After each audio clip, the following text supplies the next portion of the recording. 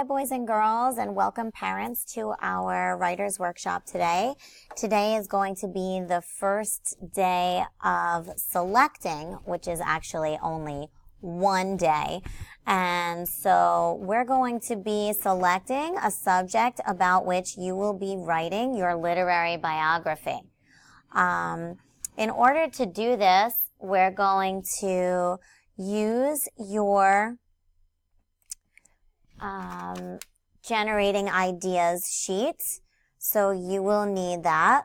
And also you're going to be getting a selecting sheet, which you should be familiar with because we have used this in other pieces before. So when I look at my selecting sheet, first I have the topic or place from my, it's not from your writer's notebook, it's going to be from your generating sheet, and the topic is going to be the potential subject. So I have two subjects here that I was able to research, and I'm going to write both of their names on my selecting sheet. So I have first Shel Silverstein.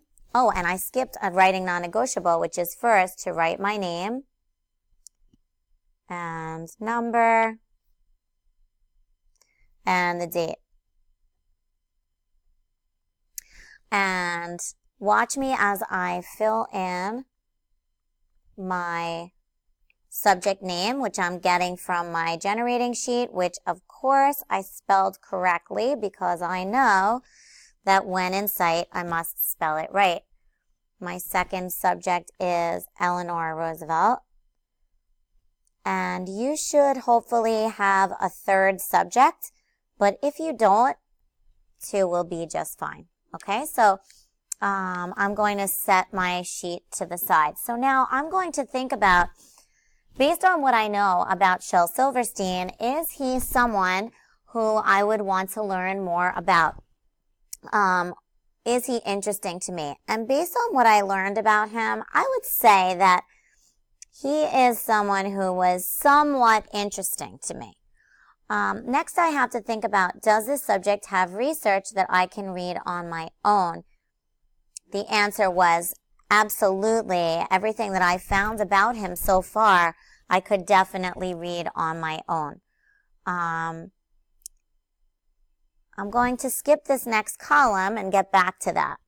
When I think about Eleanor Roosevelt, she was someone who I found very, very interesting.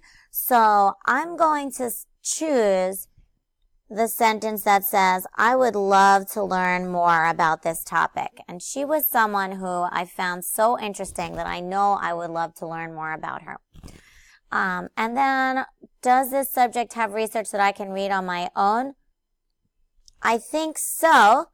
I'm going to choose for this a little bit. Now, when we get to, you will be using books, but you'll also be using websites to help you. And I have a handy extension that you'll be able to add to your Google account that will help you with reading any content online that might be too challenging. So, not to worry about that. So now, if I had a third subject, I would be filling this in. But my next job is going to be to talk to other readers about what topic they think would be most interesting. You are going to be choosing someone who you're going to be willing to stay with for the next couple of weeks. So although you are going to get information from readers and see what it is that they like or which topic they're more interested in the end, it really is going to be your decision.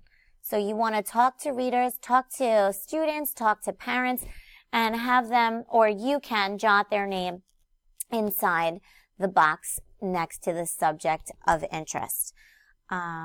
Again, ultimately, it is your decision.